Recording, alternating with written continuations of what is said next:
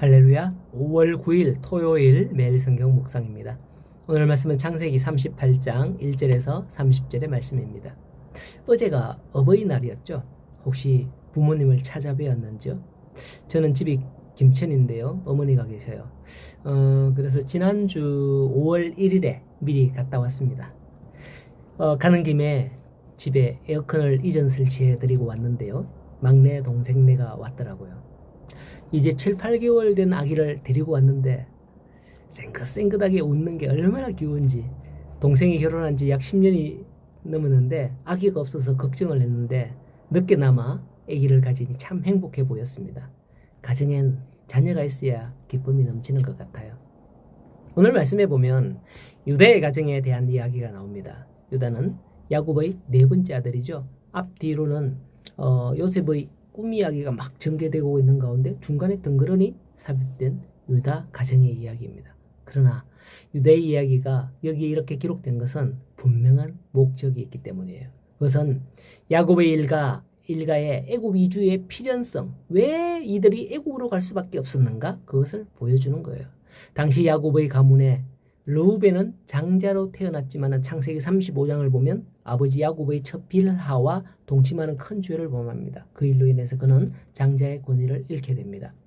다음 순서인 시몬과 레위도 창세기 34장에서 디나 사건의 과도한 복수로 인해서 야곱의 신뢰를 잃습니다. 이에 대해 야곱은 창세기 49장에서 죽기 전에 이들을 축복 대신 책망하는 그런 유언을 남기기도 하죠. 그런 연유로 해서 당시 야곱의 가문의 실질적인 장자는 이제 다음 순서인 유다가 되는 거예요.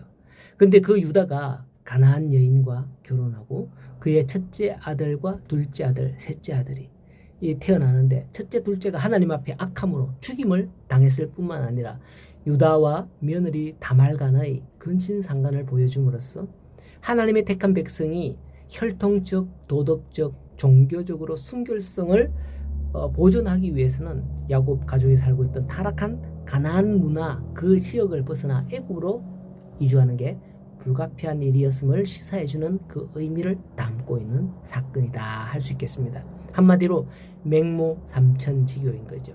그들이 가나안 땅에 살면서 가나안 땅의 사람들을 보고 듣고 배워 그렇게 살았기 때문에 하나님께서 그들을 이주시키기로 되는 겁니다. 1절부터 예사롭지 않아요. 보면 그 후에 유다가 자기 형제들로부터 떠나 내려가서 아둘람 사람 히라와 가까이 하니라 라고 합니다. 실질적인 장자의 지위를 가진 유다가 자기 형제들로부터 떠났고 그리고 내려갔다 라는 말이 연거푸 나오는 겁니다. 떠났다는 말의 의미도 무언가 던져주는데 내려갔다 라는 의미는 거기에 또 더해 보여줍니다. 우리는 대개 목적지나 핵심 장소로 갈 때 올라간다 뭐 이런 말을 주로 사용하죠. 거기 올라간다, 서울로 올라간다, 뭐 이렇게.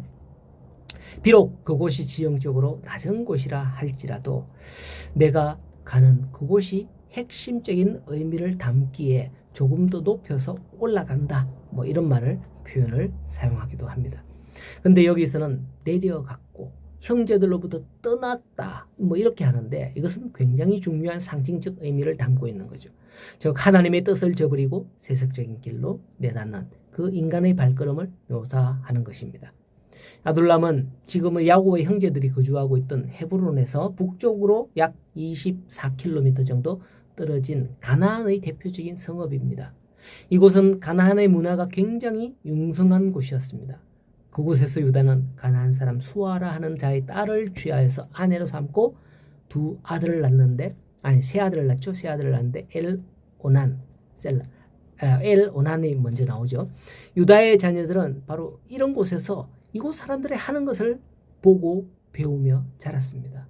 이처럼 순결해야 할 하나님의 백성이 우상과 타락한 문화에 빠진 가나안 사람과 어울렸으니 그 결과 뻔한 거 아닙니까? 7절에 보면 그렇게 태어난 첫 번째 아들 엘이 하나님 앞에 악을 행하다가 후사도 보지 못하고 하나님의 심판을 받아 죽임을 당한 것이었습니다.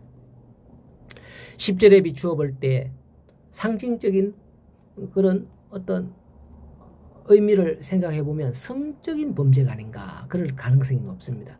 그것은 뒤에 10절에서 18절에 쭉 보면 유다와 며느리 다말과 동침했을 때 비록 다말이 변장했다 할지라도 창녀로 알고 그녀와 동침했다는 것은 평소에도 유다가 창녀와 관계를 가졌을 것으로 여겨집니다. 이것은 바로 가나안 문화의 타락한 모습이었던 거죠. 그것을 보고 자란 장자 엘도 그랬고 차자 오난도 율법의 의무를 무시하는 것으로 하나님 앞에 악행하여 동일하게 죽임을 당하고 마는 것입니다. 어느 집안 같으면 집안 여자 하나가 잘못 들어와서 멸문지화를 당한다고 며느리 탓을 할 수도 있을 그런 상황입니다. 유다도 아마 그랬는지 11절을 보면 유다가 그의 며느리 다말에게 이르되 수절하고 내 아버지 집에 있어 내 아들 셀라가 장성하기를 기다리라 하니 셀라도 그 형들같이 죽을까 염려함이라 라고 합니다. 세 아들이 있었는데 마지막 아들이 셀라거든요. 아직 어렸어요. 하지만 다말은 그 셀라가 장성해도 자기에게 주지 않음을 보고 실망을 합니다. 그러나 포기하지 않습니다. 그녀가 비록 가나안 여자 중에 하나였지만 어쩌면 하나님의 백성의 족보에 오르기를 갈망했을지도 모르겠습니다. 유다를 속여 창녀로 변장하면서까지 아이를 가져 베레스와 세라를 낳습니다. 훗날 베레스에게서 보아스가 나오고요. 그리고 다윗을 거쳐서 메시아가 출생하는 그 메시아의 족보에 이르는 영광을 얻게 되는 게 바로 며느리 다말입니다. 하나님께서는 남편을 잃고 기업을 이어갈 자녀를 낳을 권리까지 박탈당한 여인을 불쌍히 여기시고 그녀로 하여금 메시아가 탄생하실 유다 가문의 대를 잇게 하셨던 것입니다. 이처럼 하나님의 축복을 갈망하는 자를 하나님은 결코 버리지 않으심을 볼 수 있습니다. 오늘도 우리가 하나님의 자녀로서 어쩌면 에서처럼 장자의 명분을 소홀히 여기거나 하는 그런 모습이 아닌지 모르겠습니다. 오히려 우리는 하나님의 계보에 들고자 하는 다말처럼 어떤 간절한 소망이 있어야 함을 오늘 유다의 가정의 사건에서 볼 수 있으면 좋겠습니다. 오늘도 하나님의 축복을 갈망하는 하루가 되시기를 간절히 소원하며 축복합니다.